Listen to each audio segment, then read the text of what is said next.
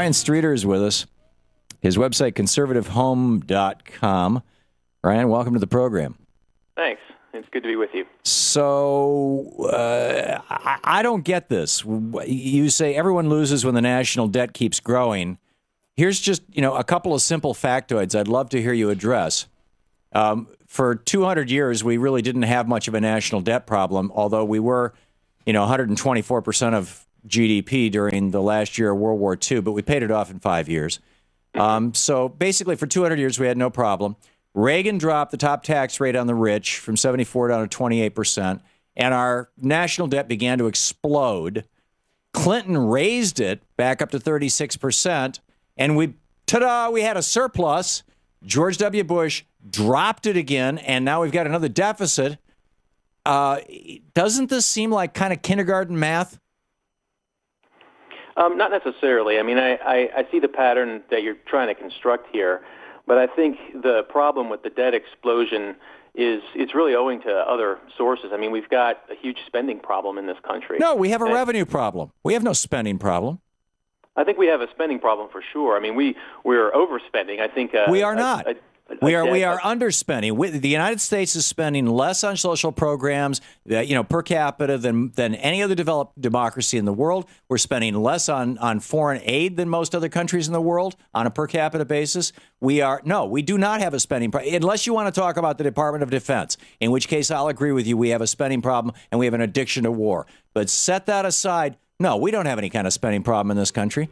We have what's called a mandatory spending problem. I think that's for sure. I mean, our government revenues in the next couple of decades are only going to be able to cover the interest on our debt and Social Security. That's nonsense, and you know it. No, that's the case. I mean, there's a GAO report just from last year that shows this to be the case. I think we might have. Ryan, if you make up to $106,800 a year, you pay 12.5%, 13% in tax for Social Security. You're paying into Social Security. The Social Security Trust Fund will be solvent for the next 27 years. There's $2.7 trillion in the excess fund right now. We are the first generation to not only pay for our parents, but also save money for ourselves, the boomers, the rabbit going through the python. That is going to peak. You're not saving money, though. I mean, no one's saving money. And when those payroll taxes are not going into an account with your name on it. Yes, we all have accounts with our name on it, first of all, and second, and the amount that you get back is a function of how much you've paid in. Although you're right, it is more of a pension than a 401k. It's a pay-as-you-go thing. Today's younger workers are supporting today's retirees. That's the problem. And they are paying for their own retirement. But the point is no, they're not. That was actually a proposal that Bush had that people didn't like, which Ryan, is to allow people to put money into a private point is that account. if you and I were to simply say, Bill Gates or Donald Trump, why don't you pay the same amount of Social Security income tax, Social Security tax that everybody else is paying? You would no longer have any problem with Social Security. Not only will it be solvent for 27 years, it'd be solvent forever. And the Social Security Administration and the GAO will tell you that. Yeah, well, I mean, here's the thing. Social Security is a problem in my view, but it's not the big problem. Medicare, the big problem is you don't want the rich to pay.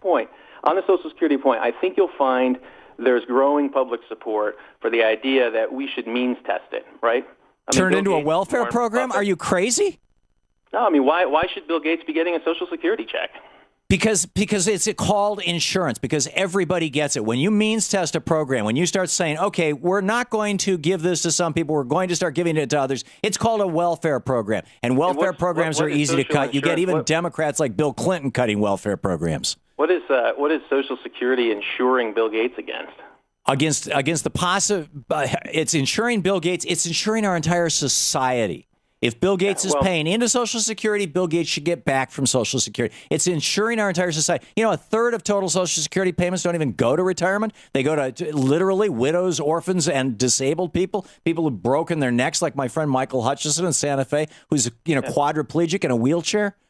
Yeah, absolutely. I think that, there are a couple of things. And you want to hand all that stuff over to Wall Street? I don't get it. No, I'm not saying to give it over to Wall Street. I'm saying that you were making it sound like we put the Social Security money into an account that we draw on later, and that's we do, and it's an account that's drawing interest. There's $2.7 trillion in the Social Security Trust Fund, and it's drawing interest. He's going to get this much when he retires, and it makes it like we've got some bank account somewhere. We don't. I actually got a letter from the Social Security Administration telling me how much I'd get when I retire. You didn't get one?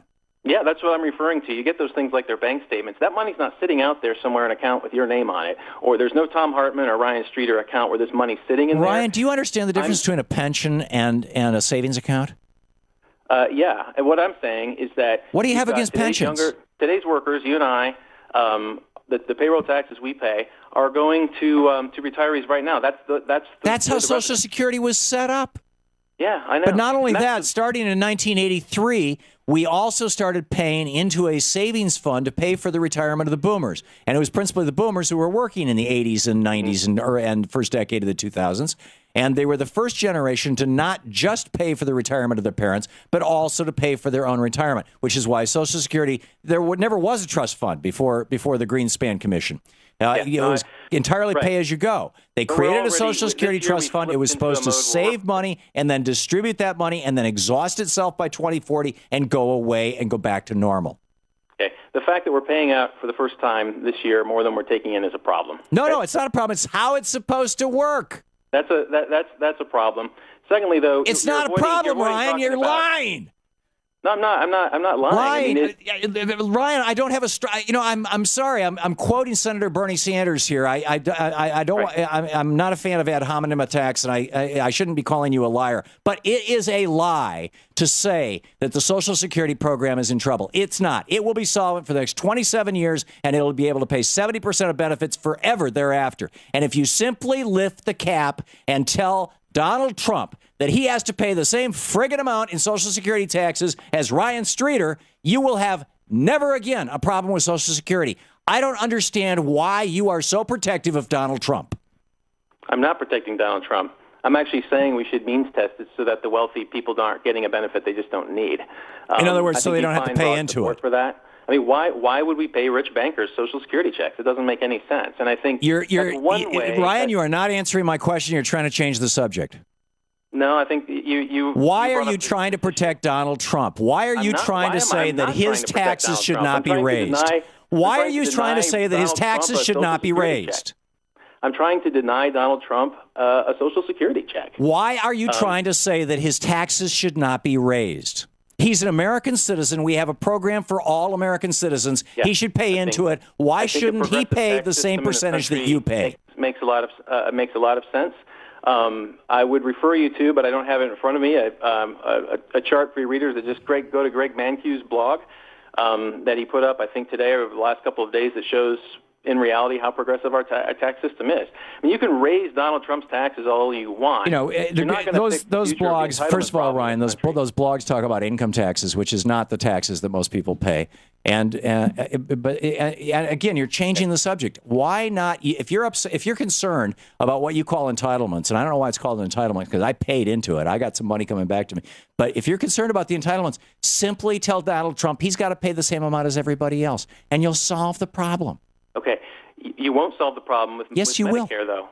No, you won't. No, I mean, raise Medicare taxes 2.5%. You'll solve that problem too. We don't have a spending problem in this country. We have a rich people not paying their fair share problem in this country. We have rich people paying a huge portion of the federal taxes already. That's because they get 90% of the income. The top 1% in the United States got 80% of all the benefits since Ronald Reagan came into office. I mean, they're making more than either you or I like to see them make. Okay, none of us is a fan of Ryan Streeter. This is the Thom Hartmann Program. Ryan Streeter, conservativehome.com. That's right. .com. Ryan, thank you for dropping by today. Thanks, Tom.